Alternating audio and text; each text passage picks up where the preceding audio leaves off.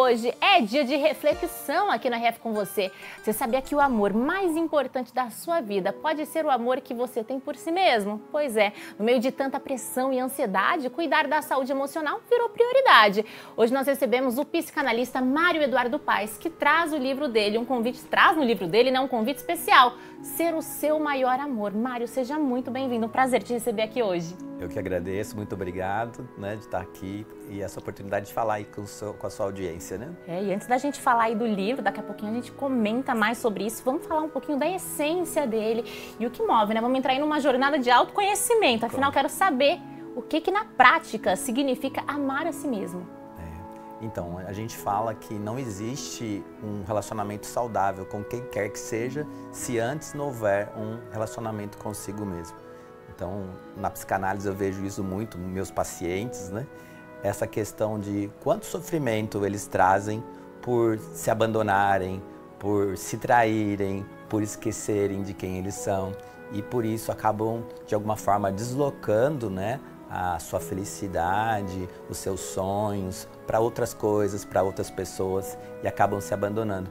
Então eu trago no livro essas dores dessas pessoas, uma forma de lidar com essas dores para que elas possam olhar para quem é a pessoa mais importante da vida delas, que é ela própria, né? Então quando eu trago lá no livro, você é seu maior amor, porque a gente precisa ser o nosso maior amor, né? Precisamos ser essa pessoa central na nossa vida, prioridade na nossa vida, para que a gente possa ter saúde emocional, saúde física, para que a gente possa ser um cidadão melhor, uma pessoa melhor, para assim também ser para com os outros, né? Eu falo sempre dos mitos, né? E um mito que eu trago sempre é amor próprio é egoísmo. Não, amor próprio não é egoísmo, amor próprio é altruísmo, se você for ver, porque é cuidar de si para estar melhor para o outro. Né? Então é um pouco do que eu trago na proposta do livro. E a gente vive num momento tão desafiador, sempre olhando, por exemplo, com as redes sociais, a grama do vizinho está sempre mais verde, então a gente tende a desviar ali um pouco disso, de achar que não está bem consigo mesmo, que está faltando sempre alguma coisa, isso é comum do ser humano. Sim, a gente fala que um dos males do século é a comparação, né? E a rede social, ela traz essa questão, né, muito nítida das pessoas olharem. Eu falo que olham, eles comparam o palco do outro com o seu bastidor, né?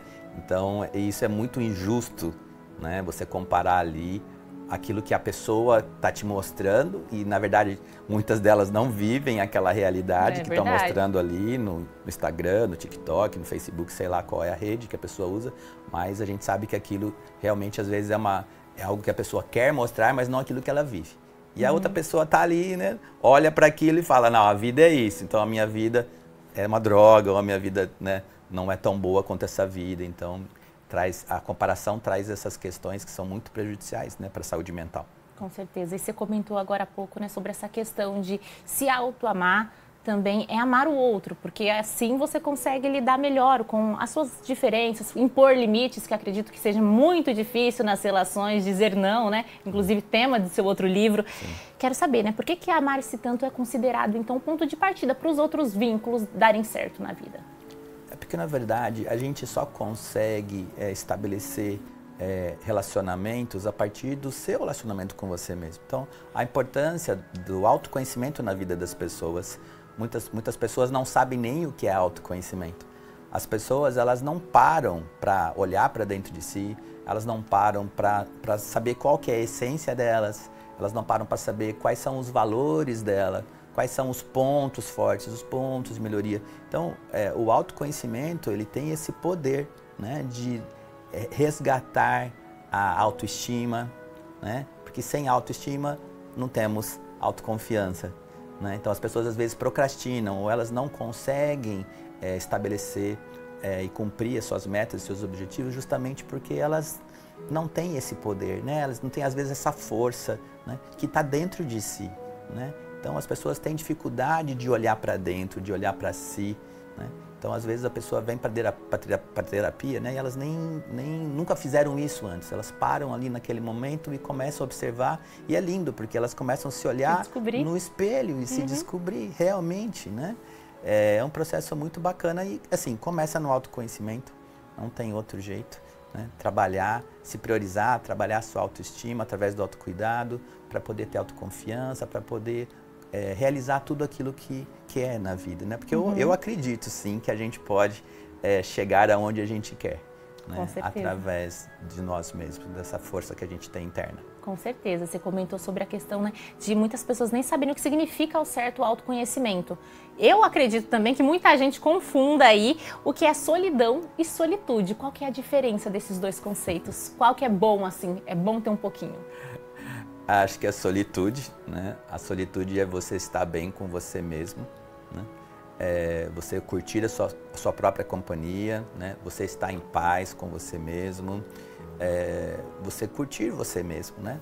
A solidão é um sentimento que independe de você estar com outras pessoas ou não, porque às vezes as pessoas elas usam a solidão como um estado de estar só, né? Mas não, muitas pessoas hoje têm um relacionamento ou vivem em comunidades e sente esse vazio, né? Então a solidão vem de um estado de vazio, um sentimento de vazio, de inadequação, né?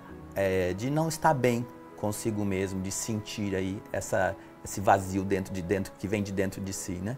E a solitude é o contrário, né? É você estar bem com você, independentemente de onde você está, com quem você está, onde você está, né? Essa sensação aí de plenitude, né? De felicidade, né? E é isso. E curtir a própria companhia é uma delícia. Não sei se quem está em casa sabe apreciar a própria companhia, mas é fundamental também para ter dias mais leves, né? Sim, né? A gente fala que hoje a gente não contempla mais, né?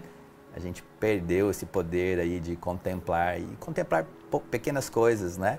A natureza, ou curtir um próprio momento, né? Estamos aqui presentes, né? Porque as pessoas hoje não vivem no presente, né? Elas ou vivem no passado, remoendo as suas questões, né? Se culpando às vezes, né? Ou muitas vezes, né? Com a doença do século, que é a ansiedade, é verdade, né? No futuro, né? Projetando o que vai acontecer ou sofrendo por aquilo que ainda não aconteceu, né? E ela vive aí nesse dilema aí entre passado e futuro e esquece de estar presente, né? E como é lindo essa palavra presente, né? Estar presente é um presente. É um presente, de fato. Sim. É verdade, você comentou aí sobre essa questão, né, de viver nessa ânsia. As redes sociais potencializaram isso num grau, assim, né, inimaginável. Agora, falando sobre autocrítica excessiva, como é que ela impacta a nossa saúde mental? Tem tudo a ver com redes sociais também? Tudo a ver, porque a questão da autocrítica, geralmente ela vem de uma comparação, né? Então, a pessoa hoje, ela se cobra muito, né? Ou ela também, ela entende que ela não é boa o suficiente, porque ela vê pessoas em estado muito melhores do que o dela. Então, a rede social, ela potencializa isso, porque ela mostra um lado que muitas vezes não é real, como a gente já comentou, né? E a pessoa entra nesse estado de julgamento, né? E hoje a gente vê como que é normal as pessoas se punirem, se cobrarem, né? E às vezes é uma forma, né, um mecanismo de defesa que a gente fala na psicanálise, né, de se proteger das situações também, porque às vezes quando eu acabo deslocando para o outro que é melhor, eu estou fugindo de mim mesmo, dentro das relações eu estou falando, né? Então, autocrítica é uma das piores coisas que a gente pode fazer, né? A gente tem que, inclusive, combatê-la com a autocompaixão. Olha só. Né? O que é autocompaixão? É a capacidade de eu tratar o outro, né? Da forma que eu trato o outro, eu me tratar. Né? Me tratar com mais gentileza, com mais bondade, com mais elogios, com mais compreensão. Às vezes a gente é tão compassivo com o outro, mas é tão punitivo com a gente mesmo, né? Então, que possamos utilizar a autocompaixão para sermos melhor para nós mesmos. Falta isso.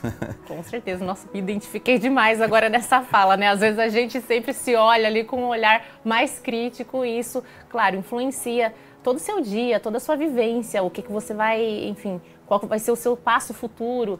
Você tem que tomar cuidado, então muito cuidado e tratar como você trata o outro, né? Já é uma dica essa daí, né, Mário? Essa é uma dica, você se tratar como você trata o outro, né? Então, assim, às vezes a gente derruba alguma coisa em casa, por exemplo, e se pune, né? Fala, ai, derrubei isso, quebrei isso, ai, que droga, ai, sei lá o que, ai, quebrou, ai, né? Às vezes vem uma visita que você mal conhece, ela faz bagunça, ela quebra, e você fala, tá tudo bem, tá tudo jóia, tá tranquilo. Então, né?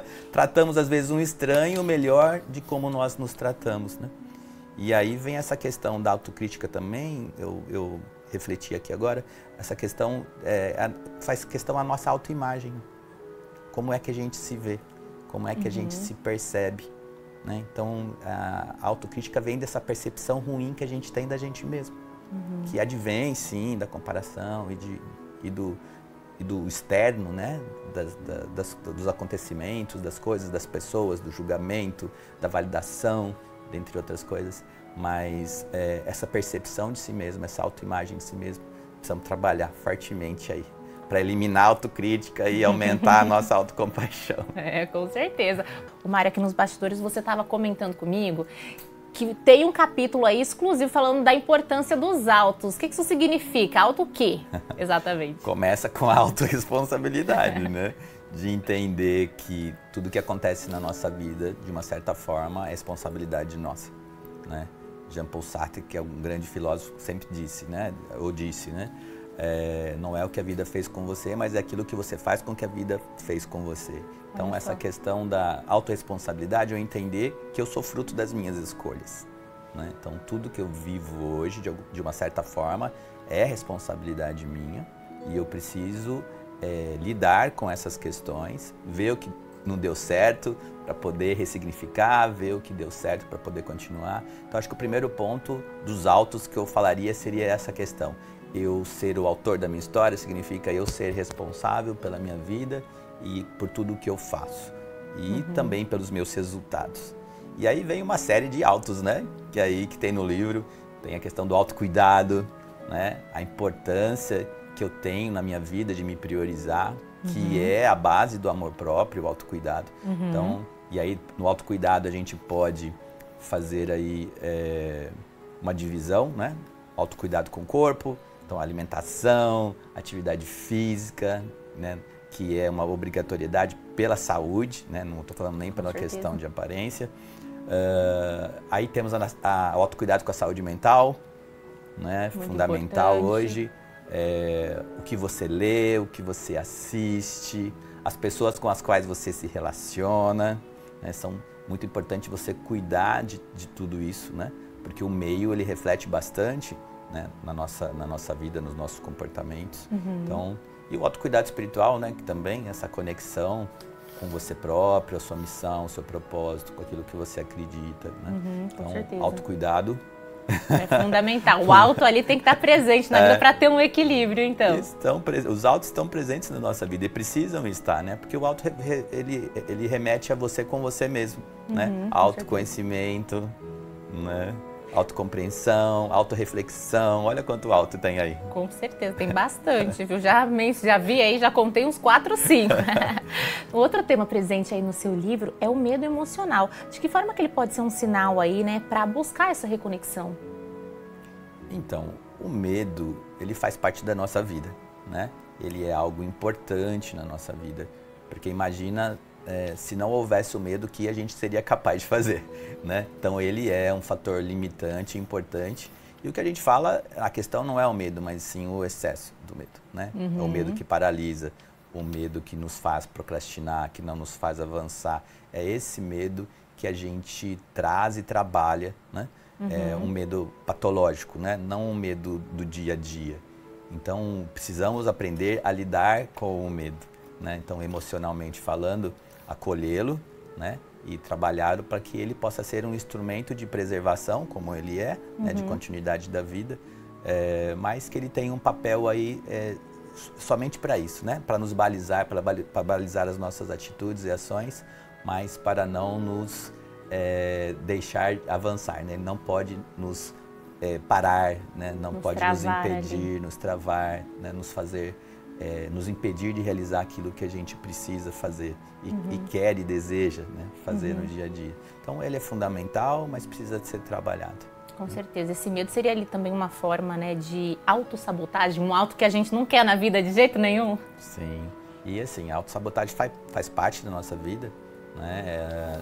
Tem um livro bacana que é do Shirzad Chamine, que ele traz os 10 principais sabotadores, né? Então todos nós temos um pouquinho de cada um desses sabotadores, em quantidades diferentes, em níveis diferentes, mas é importante também entender como que isso trabalha na nossa vida, porque eles são, de alguma forma, são programas inconscientes na nossa mente, que rodam na nossa mente sem mesmo a gente querer. Mas estão aqui, estão trabalhando o tempo todo e a gente precisa trabalhar, com certeza. E quais sinais a gente consegue identificar ali no dia a dia dessa autocobrança que já chega num ponto que está nos prejudicando?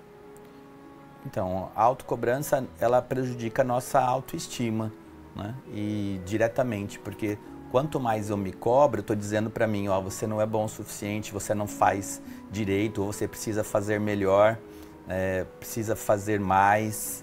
Então, tudo isso, quando a gente entende, tem essa percepção, ele acaba prejudicando, né, a nossa autoestima. E a nossa autoestima é fundamental para que a gente tenha uma percepção positiva de si mesmo, e porque sem autoestima, como é que eu vou ter condições emocionais de progredir, de avançar naquilo que eu preciso fazer? Né? Então, sem autoestima, não tem autoconfiança. Né? E aí, sem autoconfiança, quem é que consegue realizar algo desde que entenda que não consegue? Fica difícil, né? A gente pode falar aí das crenças, né? As crenças de capacidade, crenças de identidade. Então, são coisas que nos limitam, né?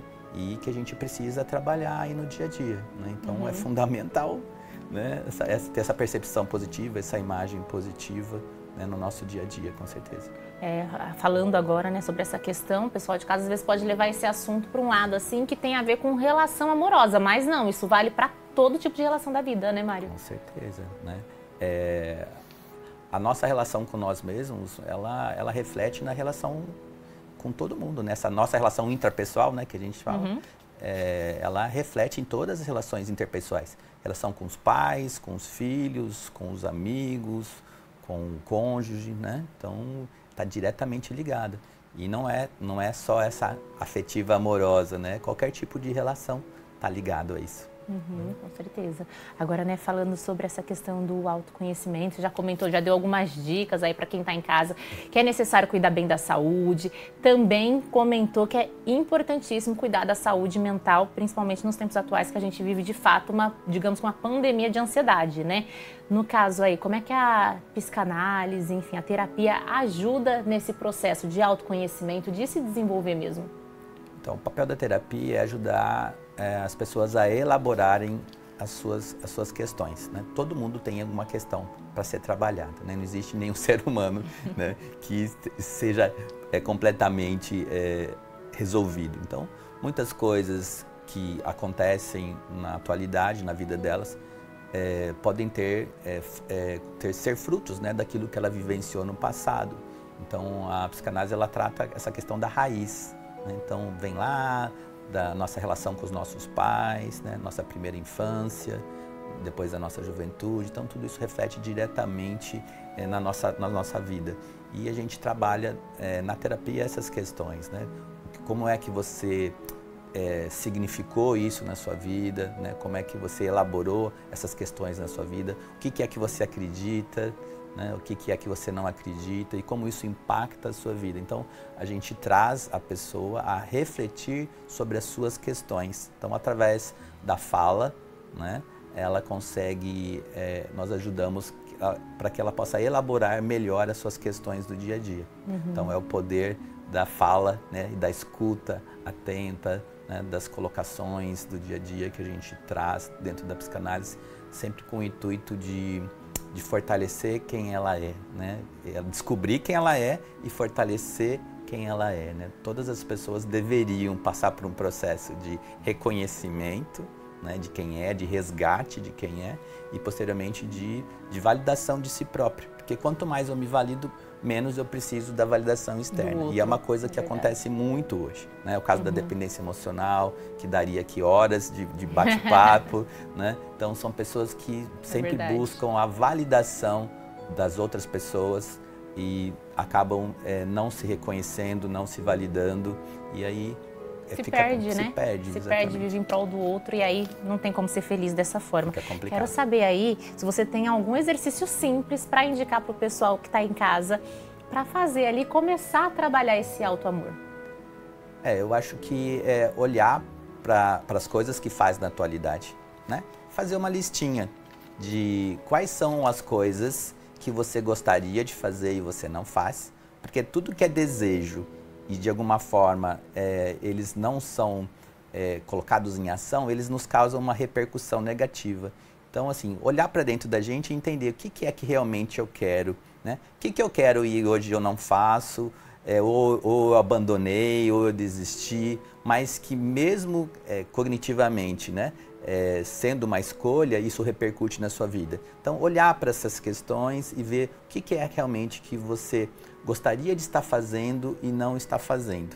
E uma outra lista que é o inverso. O que é que você está fazendo que você não deveria fazer? Olha, o que você faz no dia a dia que você sabe que você não deveria fazer e que você ainda continua fazendo. Então, acho que é um momento de você olhar, parar, né? Olhar, porque a gente não para, a gente está sempre no turbilhão, na correria, no piloto automático. Então, tirar no dia alguns minutinhos para ter esse momento presente consigo mesmo, olhar para os seus sonhos, para os seus desejos, aquilo que você quer, colocar no papel, né? Isso já vai te ajudar, né, a deixar isso mais claro, para que você de alguma maneira possa escolher algum desses pontos para começar a trabalhar. Vamos ver uma coisa lá que você queria fazer que faz tempo que você deixou de sonhar, de pensar, de repente você coloca ali no papel, você fala, poxa vida, eu vou retomar isso aqui. E realmente retomar e dar os passos para que aquilo aconteça. E por outro lado, né, também olhar para aquilo que você está fazendo, fazer uma listinha e falar, nossa, essa semana eu vou deixar de fazer isso porque eu sei que isso me faz mal, né? E essa compreensão de si mesmo, né, vem através dessa reflexão, ajuda muito a gente a ter consciência daquilo que a gente precisa fazer. Porque toda mudança, ela vem a partir do momento de consciência. A gente só consegue mudar algo na gente depois que a gente tenha consciência da necessidade da mudança. Se eu falar para você, muda isso, você tem que mudar isso, não tem valia alguma, né? Você que precisa ter a consciência da sua necessidade de mudar isso para poder ter a vida que você merece, vamos dizer assim, né? Que quer e merece, porque todos nós merecemos, né? Com certeza. Uma vida melhor. É verdade, Ser Mário. feliz. Que papo gostoso aí, de muita reflexão. Antes da gente encerrar, vou pedir bem rapidinho para você falar então do lançamento do livro. Vai ter vai trazer muito mais insights aí, né, no caso. Com certeza. O livro então é Você é Seu Maior Amor, né? Ele já está nas plataformas digitais, né? Você pode também adquirir ele no meu Instagram. Posso dar meu Instagram? Claro.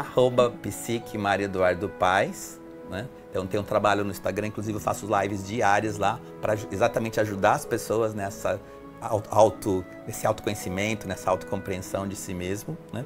É um livro que ele traz uma metáfora do relacionamento de si, vai desde do primeiro encontro até o casamento. Olha, então o livro bacana. ele traz essa evolução para você entender que você precisa, de alguma forma, estabelecer o melhor relacionamento com você mesmo. Isso aqui é um presente, né, para você. Muito agradecida. Fiz aí uma dedicatória também para você. Olha só que bacana. Vou devorar esse livro, hein, Mário? Obrigada pela participação. Foi um prazer te receber aqui hoje. Eu que agradeço. Tá?